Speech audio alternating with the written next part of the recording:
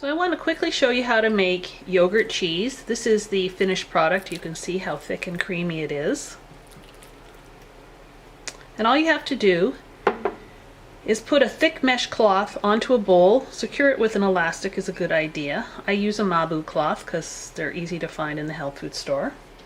And you'll notice I've tucked the little ends into a bigger dish so that, because I find that sometimes the whey soaks right through and it drips onto your countertop or your table.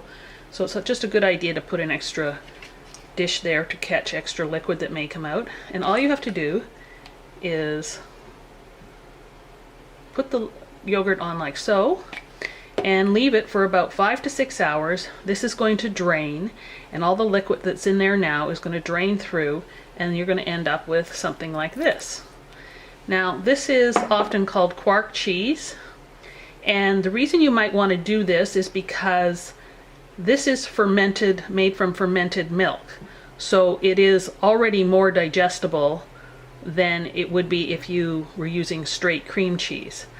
This tastes really, really nice. It doesn't have a yogurt taste to it. I do find that if you are someone who likes Philadelphia cream cheese, you might want to add some sea salt to it, because that would be the difference in sort of the taste profile between this and regular cream cheese. And this is just a really fast and easy thing to do. Now this container will make you about, this container here, will make you about 336 grams, or 3/4 of a pound. So it would take 2 full containers to make 3 pounds of cream cheese, which is about what most cheesecake recipes call for if you were making a cheesecake. But you can do a lot of other things with this yogurt cheese. I've added it to pastry, I've added it to dips. There's all kinds of really nice things you can do with it. You can just spread it on your bagel if you like. And it's quick and easy, and it's a really good option. Now it is important that you get a good quality yogurt, and it has to be a yogurt that's traditionally made and not shaken as part of the manufacturing procedure. So a lot of the commercial yogurts are shaken, whereas this one is not in any way. This is Organic Meadow, there's the Saugeen yogurt. Any of the traditional yogurts will be made this way, and you can tell if it is because over time, as it sits in your refrigerator, you will see that the whey starts to separate out anyway. So that's a good sign. If you've noticed that with the yogurts that you buy, then that's the right kind of yogurt to make yogurt cheese with. So here we have the finished product.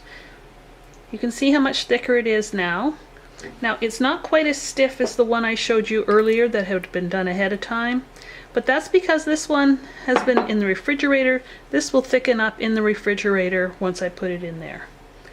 Now I mentioned earlier about the types of yogurts, and that some are stirred or agitated, as the technical term is, to prevent the whey from separating out from the yogurt. You also have to be aware of gums and emulsifiers that are added to some commercial yogurts, which will also prevent this whey from separating, and you won't be able to do this if they have done that. Now this container is 750 grams, and I usually use about 3 bowls to get the entire container done. I just set them up all at once, and so they're done in a few hours. And it's a really, really easy way to get a nice light tasting cream cheese. It's lower in calories, and it really makes a lovely product, and you can do whatever you like with it that you would do with normal cream cheese. I really like this. I'm going to start using this on a regular basis in my foods.